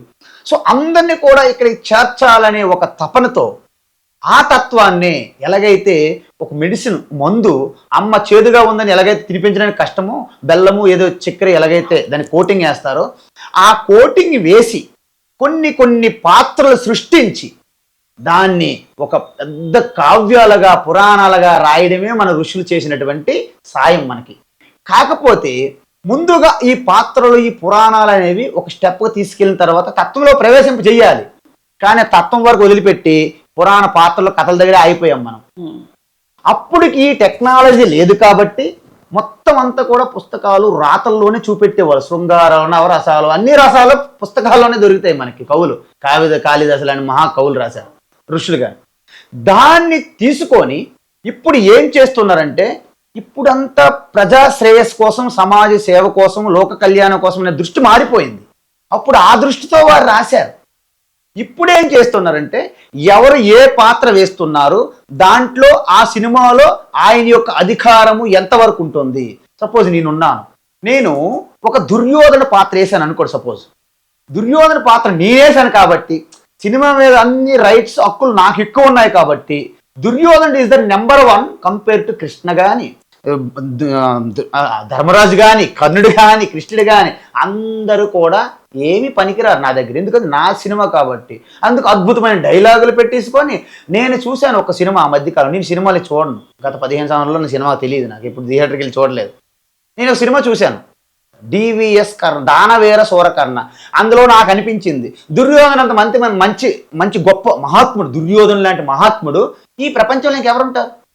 కృష్ణ వేస్ట్, కర్ణుడు వేస్ట్, పాండవుల అలాంటి దేనికి పనికిరారు. అసలు ఇదే లేదు, వాళ్ళకి ప్రాశస్త్యమే లేదు. దీన్ని బట్టి మీకు ఏమర్థమవుతుంది? ఎవరైతే ఇన్ఫ్లుయెన్స్డ్ క్యారెక్టర్లు వేస్తారో దాన్ని హైలైట్ చేసుకోవడం మొదలెట్టారు.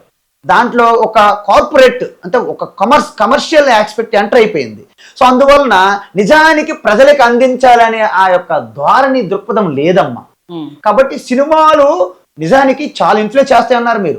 ఆ సినిమాల వల్లనే ఈ రోజు చాలా వరకు సమాజం పాడైపోయింది. ఎలాంటి సినిమాలు ఉపయోగపడతాయి? భక్త ప్రహ్లాద ఎప్పుడు వచ్చింది? అది 1967, దగ్గర 60 సంవత్సరాలు అవుతుంది. ఎంత అద్భుతం! అలాంటి తీయట్లేదమ్మా. చాలా మంచి సినిమాలు ఉన్నాయి. అసలు కొన్ని సినిమాల్లో ఈ జీవన తరంగాలలో జగమే మాయ ఇలాంటివి మీరు చూస్తే అబ్బా ఏమి తత్వము. ఇప్పుడు ఏమున్నాయి చెప్పండి? అంతా కూడా మొత్తం గ్లోబల్ అయిపోయింది ప్రపంచం అంతా. అంతే, అందులో కూడా మనం చెప్పకూడదు మా నోటంట. ఎంత తక్కువ బట్టలు కట్టుకుంటే అంత మోడల్, అంత ఫ్యాషన్. బట్టలు చిరిగిపోయిన ప్యాంట్లు వేసుకుంటే ఇంకా ఫ్యాషన్. రకరకాల చేష్టలు. అందువలన మనకి వీళ్ళు రోల్ మోడల్ కాదు, వీళ్ళకి మన రోల్ మోడల్గా మన పిల్లలు తీసేసుకుంటున్నారు. ఎందుకు? తల్లిదండ్రులు ఏమో స్మోకింగ్ చేస్తారు, పిల్లలేమో డ్రింకింగ్ చేస్తారు. తల్లిదండ్రులు ఏమో క్లబ్కి వెళ్తారు, పిల్లలేమో పబ్కి వెళ్తారు. ఎక్కడ సెట్ అవుతుంది చెప్పండి? మీరు ఏ రోజైనా చిన్నపిల్లల దగ్గర కూర్చొని మీరు కూడా అత్యంత మంచి సంప్రదాయబద్ధంగా మన సంస్కృతి సంప్రదాయము, మన మహాభారతము, మన రామాయణము, హనుమంతుడి క్యారెక్టర్ ఏంటి, రాముడు మంచి బాలుడు, మర్యాద పురుషోత్తముడు, ఒక అర్జునుడు, ఇలాంటివి మన పిల్లలకు బోధించుకొని వచ్చినప్పుడు ఒక అనసూయ, ఒక సావిత్రి, ఇలా మదాలస, ఒక చుడాల, ఇలాంటి అద్భుతమైన నారీమణులు ఉన్నారు.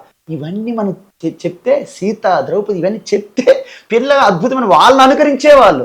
ఈరోజు వాళ్ళని అనుకరిస్తే ప్రపంచంలో నెంబర్ 1 ఛాంపియన్లు అయ్యేవాళ్ళు, హీరోలు అయ్యేవాళ్ళు. కానీ మనమే అవుతున్నాము, ఈ సిగరెట్లు తాగేవాడికి ఫాలో అవుతున్నారు, గన్తో కాల్చేవాడిని ఫాలో అవుతున్నారు. ఎక్కువగా స్టూడెంట్లు విలన్కి అట్రాక్ట్ అవుతున్నారు. నెగిటివ్ ఎనర్జీ కదా, విలన్ అంటే నెగిటివ్. సో మీలో ఉన్నటువంటి కొద్దిగా గొప్ప నెగిటివ్ ఉంది, దాన్ని పెంచి పోషిస్తున్నాం. అప్పుడేమవుతుంది, లాస్ట్కి వీడికి ఎటువంటి బుద్ధిలో ఎటువంటి క్లారిటీ ఉండదు, అంత డొల్ల, ఆలోచించడానికి ఏం లేదు, చిప్ ఖాళీ. అందువల్ల ఈడేం చేస్తాడంటే రకరకాల మత్తు పదార్థాలకి బానిస అయిపోతాడు. ఎందుకంటే కొంత సొలేస్ కావాలి, వీడికి కొంత రెస్ట్ కావాలి. రెస్ట్లెస్ అయిపోయాడు కదా, పీస్ లేదు, నిద్ర పట్టదు, అప్పుడు డ్రగ్స్కి ఎడిక్ట్ అవుతాడు. జనరల్గా న్యాచురల్గా ఒక అమ్మాయికి అబ్బాయికి న్యాచురల్ అట్రాక్షన్ ఉంటుంది బై బర్త్. దాన్ని నుండి మనం బయటపడాలంటే మీలో ఎంత వివేకం కావాలి, ఎంత టీచింగ్ ఉండాలి తల్లిదండ్రులు చిన్నప్పటి నుండి. దాన్ని కూడా ఒక అఫీషియల్ మోడర్నైజేషన్ అంటే మొత్తం ఓపెన్ చేశారు. ఇప్పుడు ఆడపిల్లలు మగపిల్లలకు ఆకర్షణలు అనేది ఇది భార్యాభర్తల వరకు తీసుకెళ్తాయి, అక్కడ మంచి యజ్ఞం అవుతుంది. కానీ అంతకుముందు మీరు చేసినవన్నీ దానికి ఏమి చట్టబద్ధం లేదు కదా, ధర్మబద్ధం కాదు కదా, అవి జరిగిపోతున్నాయి ఇప్పుడు. అందుకే వేరు వేరు గురుకుల వ్యవస్థ ఉండేది మనకి. తల్లిదండ్రులు అనేవారు సాక్షాత్ తల్లి ప్రథమ గురువు, అదే దేవత. మాతృదేవోభవ అంటే ఏ అర్థమైంది చెప్పండి, మీకు ఏం అర్థమైంది? మాతృదేవోభవ, అమ్మ దేవతతో సమానం కాదు, అదే తప్పు. నేను మొదటి నుంచి మీకు అడిగిన ప్రశ్నలన్నీ తప్పులు అడిగేస్తున్నాను, పప్పులో. నేను తప్పులు చెప్తున్నా. ఎందుకు చెప్తున్నారంటే మాతృదేవోభవ అంటే అమ్మ దేవుడితో సమానం కాదు, అమ్మే దేవుడు. అలా తీసుకోవాలి మీరు. ఎందుకంటే మీకు ఇంకా అమ్మ కంటే వేరే దేవి దేవత లేదమ్మా. దేవహ నాస్తి ఏవ అంటే అర్థం ఏంటంటే ఆ పరమాత్మ నారాయణ శివ ఏదైతే ఉన్నదో మీరు అనుకుంటున్నారు భవాని దుర్గా అమ్మగా వచ్చారు, అదే నారాయణ తండ్రిగా వచ్చారు, పితృదేవోభవ. అదే నారాయణ గురువుగా కూడా మీకు తారసపడ్డారు, అదే నారాయణ పెద్దవాళ్ళు ఆప్తులు, అతిథి దేవోభవ. ఇవి ఎప్పుడైతే మనం పాటిస్తామో ఆ యొక్క విలువలు మనలో ఇన్కల్కేట్ అవ్వాలమ్మా. అప్పుడు ఎప్పుడైతే మీలో విలువలు ఉన్నాయో మీరు చిన్న తప్పు చేయడానికి సిగ్గుపడతారన్నమాట. సిగ్గుపడడం అంటే సిగ్గు అనేది ఏంటి? తప్పు చేయడానికి సిగ్గుపడాలి. ఇప్పుడు మంచి చేయడానికి సిగ్గుపడుతున్నారు. బొట్టు పెట్టుకోరంటే సిగ్గేస్తుంది, ఎందుకు? మంచిది కదా, చేయకూడదు. అదే వెళ్ళి స్మోక్ చేయరా సీక్రెట్ అంటే హ్యాపీగా, సిగ్గు ఉండదు, లజ్జా ఉండదు అనమాట. స్మోక్ చేస్తారు, బొట్టు పెట్టుకోమంటే పెట్టుకోడు. ఒకవేళ మీరు బలవంతం చేసినా బయటికి వెళ్ళిన తర్వాత తుడి చేస్తారు. ఎందుకంటే బొట్టు అంటే మంచిది కదా, మంచి చేయకూడదు, అంత నెగిటివే. కాబట్టి ఈ విధంగా మనము మన పిల్లలకి ఒక మంచి రోల్ మోడల్ చూపెట్టగలగాలి. ఒక అర్జునుడు, ఒక ఆంజనేయుడు చూపెట్టాలంటే గుళ్ళకు తీసుకువెళ్ళాలా, మఠాలకు తీసుకువెళ్ళాలా, నిజంగా పిల్లల్ని సన్మార్గంలో ఎలా పెట్టాలి? మీరు చెప్తున్నట్టు గుడులు గోపురాలు మఠాలు పక్కన పెట్టండి. వారికి ఉన్నటువంటి వయసు మీరు నిమిత్తం కన్సిడర్ చేయండి. 2-3 సంవత్సరాల నుంచి ఒక 4-5 సంవత్సరాల వరకు పిల్లల్ని మీ నుంచి దూరం పెట్టకూడదు. మీరు ఏదో జాబులు చేసి ఏదో ఇల్లు చక్కబెట్టాలని చెప్పేసి 2 సంవత్సరాల నుంచే పిల్లలకి వేరేగా పెట్టేస్తున్నారు. ఈ కిండర్ గార్డెన్ అని వచ్చింది, ఇంకా కిండర్ కింద ఇంకా కిండర్, అంత 2 సంవత్సరాలు 1.5 ఇయర్ నుంచి పెట్టేస్తున్నారు అక్కడెక్కడ. తప్పది. తల్లి ఒడి విడిచిపెట్టకూడదు. 5 సంవత్సరాల వరకు తల్లితోనే ఉండాలి. తల్లి యొక్క ప్రతి మూమెంట్ వాళ్ళు నేర్చుకుంటారు, మాటలు రాకపోయినా దే ఆర్ ఇమిటేటింగ్. కాబట్టి పిల్లలకి ఎప్పుడు కూడా అమ్మ ఒడే యూనివర్సిటీ, విశ్వవిద్యాలయం, మఠాలు కాదు. 5-6 సంవత్సరాల వరకు 7 సంవత్సరాల వరకు అమ్మే విశ్వవిద్యాలయం, గుడులు మఠాలు అక్కర్లేదు. పిల్లలకి ఏంటంటే అద్భుతమైనటువంటి భగవద్గీతలో ఉన్న పేర్లు కానీ, మహాభారత రామాయణంలో ఉన్న పేర్లు కానీ వాళ్ళకి ఎలాగైతే ఇన్కల్కేట్ చేశారో. ఎందుకంటే తల్లి గర్భంలో బిడ్డ ఉన్నప్పుడు మనం ఇచ్చే సంస్కారమే పుట్టిన బిడ్డకు వస్తుంది. ఇది సైన్స్ అండ్ టెక్నాలజీలో ప్రూవ్ అయ్యింది. కాబట్టి తల్లి గర్భంలో బిడ్డ ఉన్నప్పటి నుండే ఆధ్యాత్మిక వాతావరణం కల్పించాలి. ఇంట్లో ఉన్న సభ్యులందరూ కూడా కేర్ తీసుకోవాలి. వాళ్ళని పట్టించుకోము, వాళ్ళు గొడవల్లో ఉంటారు, బాధల్లో ఉంటారు, ఏడుస్తూ ఉంటారు. పుట్టబోయే బిడ్డ ఎలాగా అద్భుతంగా అర్జునుడు పుట్టిపోవాలి, రాముడు పుట్టిపోవాలి, ఎలా పుడతారు? ఆ గర్భిణి ఉన్న స్త్రీకి ఇంటందరూ కూడా అలాగా పువ్వులా పెంచి చూడాలి, తనకు కావలసినవన్నీ అద్భుతంగా అందించాలి. అప్పుడు ఆ తల్లి నుండి వచ్చినటువంటి బిడ్డ దేశానికి ఛత్రపతి శివాజీ రాయుడు వస్తాడు. అంతే తప్ప నువ్వు అనేక గొడవలు, స్వార్థము, తగాదుల్లో పడి ఆ తల్లి అనేక బాధల్లో ఏడుస్తూ గొడవలు, టెన్షన్లు, స్ట్రెస్ ఇవన్నీ పడి బిడ్డకి పుట్టిన బిడ్డకి ఒంట్లో బాగలేదండి, రోగంతో పుట్టాడు బిడ్డ అండి, ఎట్లా పుడతారమ్మా చెప్పండి మీరు? కాబట్టి అక్కడి నుంచి స్టార్ట్ అవ్వాలంటాను.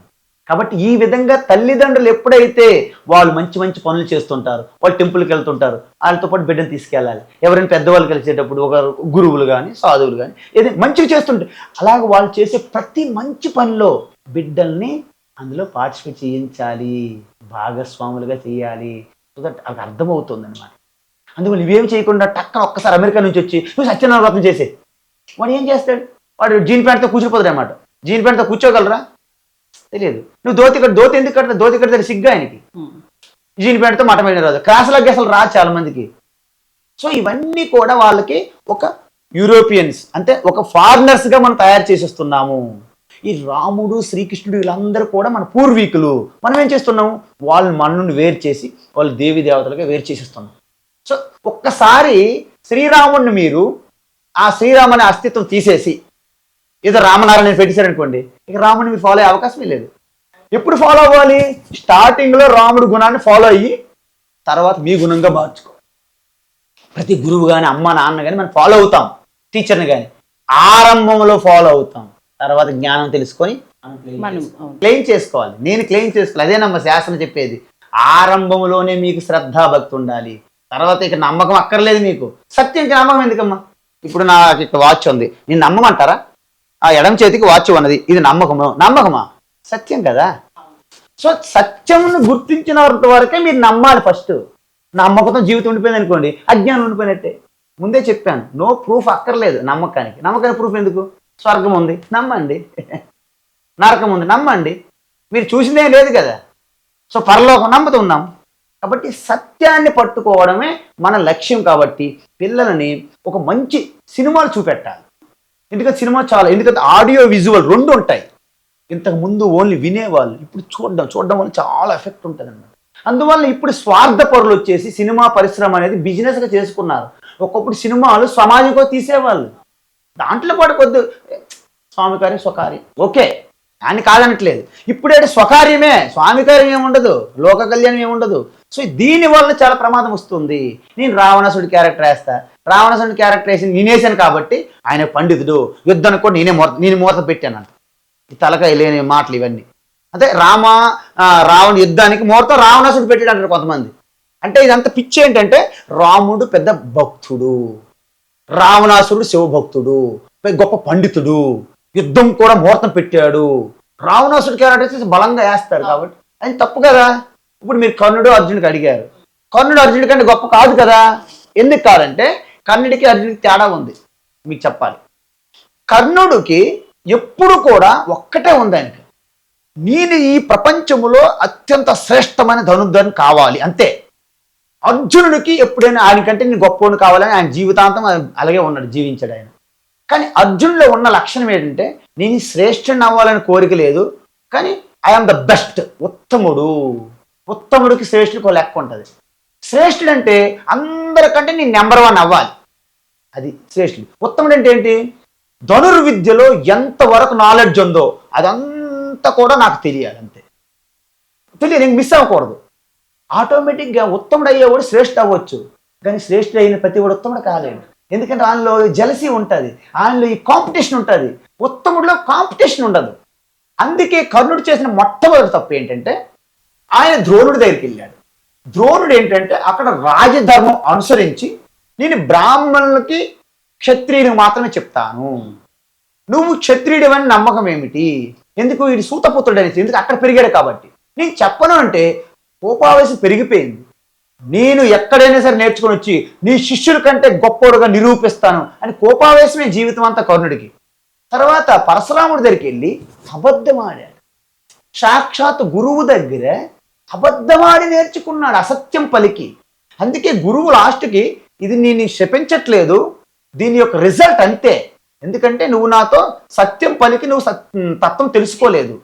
ఎందుకంటే సత్యకామ జాబాలి అనే అతను ఒక పరిచారిక బిడ్డ, అత్యంత శూద్ర వర్ణములో ఉన్నటువంటి సత్యకామ జాబాల కుర్రోడు ఋషి దగ్గరికి వెళ్ళి, మా అమ్మ పరిచారిక, మా అమ్మకి నేను సేవ చేసుకుంటే చిన్నప్పుడే మా నాన్న నాకు తెలియదు, పరిచారి పుట్టాం మేము, నాకు గోత్రాలు ఏమి తెలియవు అని ధైర్యంగా చెప్పాడు. గురువు అనుకున్నాడు, బా శబాష్, ఇంత ధైర్యంగా నువ్వు సత్యం పలికావంటే నువ్వే అసలైన బ్రాహ్మణం అని చెప్పేసి బ్రహ్మచర్యం ఇచ్చి ఈరోజు ఉపనిషత్తులో ఒక గొప్ప ఋషి అనమాట సత్యకామ జాబాల. నీకు అర్థమవుతుంది కదా. సో ఈ విధంగా ఈ విధంగా కర్ణుడు పరశురాముడి దగ్గరికి వెళ్ళి అబద్ధం ఆడినప్పటికీ అర్జునుడికి నేర్చుకున్నంత విద్య అంతా నేర్చుకున్నాడు కర్ణుడు. ఇద్దరు సమాన విద్యే, కానీ క్యారెక్టర్లో కర్ణుడు తక్కువ, క్యారెక్టర్లెస్ తక్కువ కంపేరిటివ్. ఎందుకు? గురువు చెప్పాడు, నాయన నువ్వు నాతో అబద్ధం ఆడి నేర్చుకున్నావు కాబట్టి దానికి ఒక స్టోరీ ఉంది, పురుగు అన్నీ చెప్పండి నేను కథలు ఇక్కడ. సో అప్పుడు గురువు ఏమన్నాడంటే, అసలైన పరీక్షా సమయంలో నీ విద్య నీకు గుర్తు రాకుండా ఉండుగాక. అయిపోయింది కదా. అందుకే మనందరూ నేర్చుకున్న కర్ణుడి విద్యలు అంటారు, అవసరమైన మర్చిపోతాం అంతే. సో అదే కర్ణుడు ప్రతిసారి కూడా ఈవెన్ ద్రౌపదికి ద్యూత సభలో అవమానం పరిచేటప్పుడు కర్ణుడు నోరు జారి ఒక పతివ్రత స్త్రీ, ఒక కుల స్త్రీ అని కూడా చూడకుండా నాకేదో స్వయంవరంలో ఏదో జరిగింది అని అవమానం అనే ఒక ద్వేషం పెట్టుకొని ప్రతీకార జ్వాలతో కర్ణుడు లేని పని మాట్లాడాడు. సో కర్ణుడి క్యారెక్టర్ ఎప్పుడు కూడాను నెగిటివ్ కింద ఉన్నది మహాభారతం ఒరిజినల్గా. దాన్ని హైలైట్ చేసేసి సూర్యపుత్ర కర్ణ అని చెప్పేసి హైలైట్ చేసుకొని అర్జునుడి కంటే గొప్పడెవడు కర్ణుడి ఫ్యాన్స్ ఉంటారు కదా, ప్రతి ఒక్కరు విలన్ ఫ్యాన్స్ ఉంటారు. రియాలిటీ చెప్తున్నాను నేను, నా కర్ణుడు అర్జునుడు అని కాదు. రియాలిటీ ఏంటంటే Karna is not equal to Arjuna. Arjuna is always ఉత్తమ, కర్ణ శ్రేష్ఠుడు కాదనట్లేదు. కర్ణుడు ఏమి సామాన్యుడు కాదు కదా. మంచి మాట అన్నాడు, శ్రేష్ఠుడు ఎప్పటికీ ఉత్తముడు కాలేడు. ఉత్తముడు ఎప్పుడైనా శ్రేష్ఠుడు అవ్వచ్చు, తప్పేం లేదు, కానీ ఉత్తముడు ఇంకా మించి నాలెడ్జ్ ఉండదు. అందుకే మనం కూడా ఇతరులతో కాంపిటీషన్ పెట్టుకోకూడదనే మన తత్వం. మీరున్నారు, మీరు పక్కవర్తి ఎవరితో కాంపిటీషన్ పెట్టుకోకూడదు, అప్పుడు మీరు ఆరోగ్యంగా ఉంటారు. మీ మీద మీరు కాంపిటీషన్ పెట్టుకోండి. మార్నింగ్కి ఇప్పటికి నేను ఏం తెలుసుకున్నాను, ఇంకేం తెలుసుకోవాలి, ఇంకేం మార్చుకోవాలి. You always competitive with you. That is the real knowledge, real education. అన్ని మిస్ అయిపోయాం మనం. నువ్వేం చేస్తావు నాకు తెలియదు, నువ్వు మాత్రం ఐఐటి కొట్టాలని పిల్లలకు మనం నూరిపోస్తాం. సో ఇదన్నీ మన ఎడ్యుకేషన్ సిస్టమ్ అనేది మనల్ని ఇక్కడ తీసుకొచ్చింది. మన సినిమా రంగం కూడా మనల్ని మొత్తం చెడు చేస్తుంది, నెగిటివ్ చేస్తుంది. దానివల్ల మనకు కలిగే లాభం కంటే నష్టాలు అధికం ఈ సమాజానికి.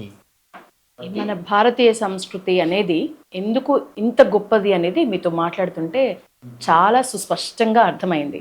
కానీ పెంచే విధానంలో కానీ నేర్పించే విధానంలో కానీ సమూల మార్పులు అవసరం అని కూడా అర్థమవుతుంది. ఇట్లాంటి పరిస్థితుల్లో ఎవరైనా తల్లిదండ్రులు గాని తెలిసిన పిల్లల్ని గాని సన్మార్గంలో నడపాలంటే మీరు ఈ రోజు చెప్పిన విషయ విజ్ఞానం చాలా అవసరం అవుతుంది, చాలా ఉపయోగపడుతుంది. స్వామీజీ చాలా మంచి అమూల్యమైన సమయం మాకు కేటాయించారు. చాలా అద్భుతమైన విషయాల మీద చాలా క్లారిటీ ఇచ్చారు. అందుకు మీరు సమయం ఇచ్చినందుకు ధన్యవాదాలు మనస్ఫూర్తిగా. మంచిది, చాలా ఆనందదాయకం. ఎందుకంటే అద్భుతమైనటువంటి భగవద్గీత రామాయణం ఉన్నది. భగవద్గీత తత్వం తెలుసుకొని రాముడిలాగా జీవించడమే భగవద్గీత రామాయణం యొక్క మనకి ఉన్నటువంటి ఉద్దేశం. భగవద్గీత తత్వం తెలుసుకొని రాముడిలా జీవించాలి అంటే what Rama did, what Krishna said, we should follow. కృష్ణుడు చెప్పింది చెయ్యాలి, రాముడు చేసింది చెయ్యాలి, ఇది మర్చిపోకూడదు. అందువలన రామ కృష్ణ అనేది పురాణ కల్పిత పాత్రలు కాదు, ద రియల్ హిస్టరీ. అంటే అసలైన నిజమైన చరిత్ర మనకి ఏదైనా ఉందంటే అది రామాయణం, మహాభారతం. జై శ్రీరామ్, జై శ్రీకృష్ణ. జై శ్రీరామ్, జై Sri Krishna. Hara Hara Mahadev. Hara Hara Mahadev. Thank you. Hari Om.